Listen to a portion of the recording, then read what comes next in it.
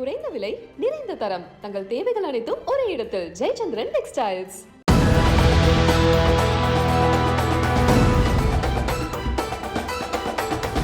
எம்பிக்கள் இடைநீக்கம்.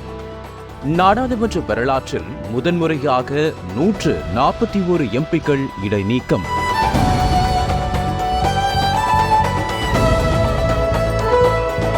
இடைநீக்கம் செய்யப்பட்ட எம்பிக்கள் நாடாளுமன்ற சாம்பர் லாபி கேலரிக்குள் நுழையக்கூடாது. அதிரடி உத்தரவிட்ட மக்களவை செயலகம். பறிக்கப்படும் பாராளுமன்ற ஜனநாயகம். கொதிக்கும் இடைநீக்கம் செய்யப்பட்ட எம்பிக்கள்.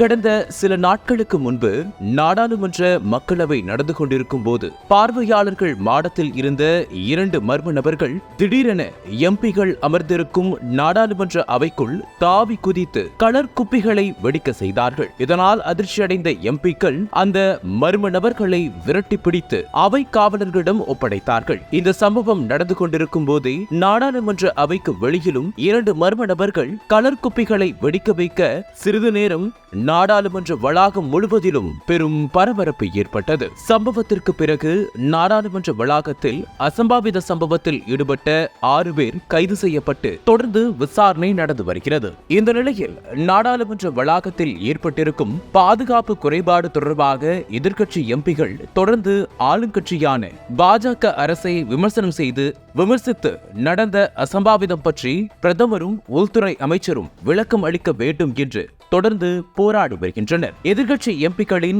இந்த போராட்டத்திற்கு பதில் சொல்ல முடியாத பாஜக அரசை கேள்வி கேட்கும் அனைத்து எம்பிக்களையும் அவைக்கு வரவிடாமல் செய்யும் விதமாக சஸ்பெண்ட் செய்து வருகிறது. நாடாளுமன்ற பாதுகாப்பு அத்துமீறல் விவகாரம் தொடர்பாக கடந்த 4 நாட்களாக எதிர்க்கட்சி எம்பிக்கள் மக்களவை மற்றும் மாநிலங்களவையில் அமளியில் ஈடுபட்டு வந்தனர். கடந்த திங்கட்கிழமை மக்களவையில் எதிர்க்கட்சி எம்பிகள் தொடர்ந்து கோஷம் எழுப்பினர். எனவே அவர்களை இருக்கைக்கு திரும்புமாறு எதிர்க்கட்சி உறுப்பினர்களை சபாநாயகர் மீண்டும் கேட்டுக்கொண்ட போதும் அவர்கள் இருக்கைக்கு திரும்பவில்லை. இதையடுத்து மக்களவை உறுப்பினர்கள் 33 பேர் இடைநீக்கம் செய்யப்பட்டனர். இதேபோல் அமளியில் ஈடுபட்ட மக்களவை உறுப்பினர்கள் 45 பேர் என மொத்தம் 78 எம்பிக்கள் இடைநீக்கம் செய்யப்பட்டனர். கடந்த வாரம் மக்களவையில் 13 எம்பிக்கள், மாநிலங்களவையில் 1 எம்பி என மொத்தம் 14 பேர் இடைநீக்கம் செய்யப்பட்டிருந்தனர். இதையடுத்து 2 அவைகளிலும் சேர்ந்து 92 எம்பிக்கள் இடைநீக்கம் செய்யப்பட்டு இருந்தனர். இந்த நிலையில் இதே கோரிக்கையை முன்வைத்து செவ்வாய்க்கிழமையும் எதிர்க்கட்சி எம்பிக்கள் தொடர்ந்து கோஷம் எழுப்பி அமளியில் ஈடுபட்டனர். இதைத் தொடர்ந்து நாடாளுமன்ற விவகாரங்கள் துறை இணையமைச்சர் அர்ஜுன் ராம் மேக்வால் 49 எதிர்க்கட்சி உறுப்பினர்களை இடைநீக்கம் செய்யும் தீர்மானத்தை கொண்டு வந்தார். நாடாளுமன்ற பாதுகாப்பு மீறல் நடந்தது தொடர்பாக பிரதமர் மற்றும் உள்துறை அமைச்சரின் அறிக்கைகள் மற்றும் விவாதத்துக்கு தொடர்ந்து அழுத்தம் கொடுத்ததற்காக மொத்தம் 141 எதிர்க்கட்சி எம்பிகள் குளிர்கால கூட்டத்தொடர் முடியும் வரை சஸ்பெண்ட் செய்யப்பட்டுள்ளனர் என்று அந்த தீர்மானத்தில் கூறப்பட்டுள்ளது. நேற்று மட்டும் 49 எம்பிக்கள் இடைநீக்கம் செய்யப்பட்டதாக அந்த தீர்மானத்தில் கூறப்பட்டுள்ளது. இதன் மூலம் நாடாளுமன்ற வரலாற்றில் இதுவரை இல்லாத வகையில் ஒரே கூட்டத்தொடரில் 141 எம்பிக்கள் 2 அவைகளில் இருந்து இடைநீக்கம் செய்யப்பட்டுள்ளனர். இதன் மூலம் இந்திய வரலாற்றில் இதுவரை எந்த ஒரு அரசும் செய்யாத செயலை பாஜக அரசு செய்திருப்பதாகவும் இது ஒட்டுமொத்த ஜனநாயகத்தையும் கேள்விக்குறி ஆக்கியிருப்பதாகவும் இந்திய அரசியல் களத்தில் பெரும் பரபரப்பை ஏற்படுத்தியிருக்கிறது.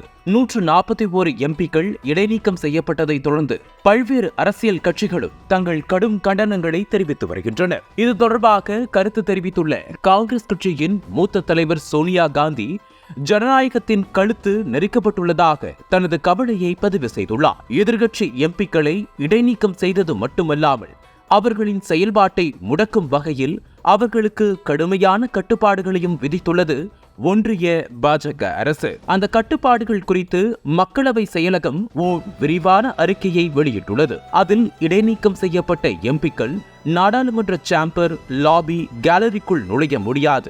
அந்த எம்பிக்கள் உறுப்பினர்களாக இருக்கும் நாடாளுமன்ற குழுக்களின் உறுப்பினர் பொறுப்பிலிருந்தும் அவர்கள் இடைநீக்கம் செய்யப்படுகின்றனர். அவை நேரத்தில் அவர்களின் பெயர்களில் எந்த நடவடிக்கையும் நடைபெறாது.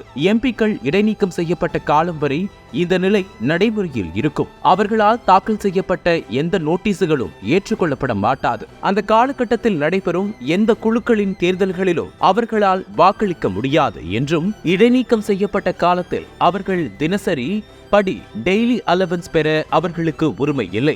குளிர்கால கூட்டத்தொடரின் எஞ்சிய நாட்களுக்கு அவர்கள் இடைநீக்கம் செய்யப்பட்டிருப்பதால் அந்த நாட்களில் பணி செய்யும் இடத்தில் அவர்கள் தங்கியிருப்பது பிரிவு 2Dயின் கீழ் அவர்கள் கடமைக்காக தங்கியிருப்பதாக கருத முடியாது. நாடாளுமன்ற உறுப்பினர்களுக்கான படிகள் மற்றும் ஓய்வூதியம் சட்டம் 1954 காலத்துக்கு ஏற்ப திருத்தப்படும் என்றும் அதில் கூறப்பட்டுள்ளது. மக்களால் தேர்ந்தெடுக்கப்படும் உறுப்பினர்களை இடைநீக்கம் செய்ததுடன் அவர்களின் ஜனநாயக வழியிலான போராட்டங்களையும் ஒடுக்க நினைக்கும் பாஜக அரசுக்கு எதிர்வரும் நாடாளுமன்ற தேர்தலில் இந்திய மக்கள் சரியான பாடம் புகட்டினால் மட்டுமே இந்தியாவில் ஜனநாயகம் தொடர்ந்து காப்பாற்றப்படும் என்பதே அரசியல் விமர்சகர்களின் கருத்தாக இருக்கிறது.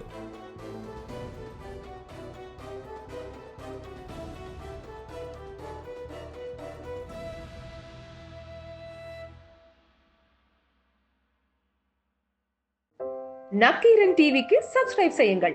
உங்கள் ஆதரவே எங்கள் பலம். ஆசிரியர்களுக்கு நண்பனாகவும் மாணவர்களுக்கு ஆசானாகவும் திகழும் தேர்வு வழிகாட்டி. ஒவ்வொரு பாடத்திற்கும் அனுபவமிக்க ஆசிரியர்களின் துல்லியமான தெளிவான விடைகள்.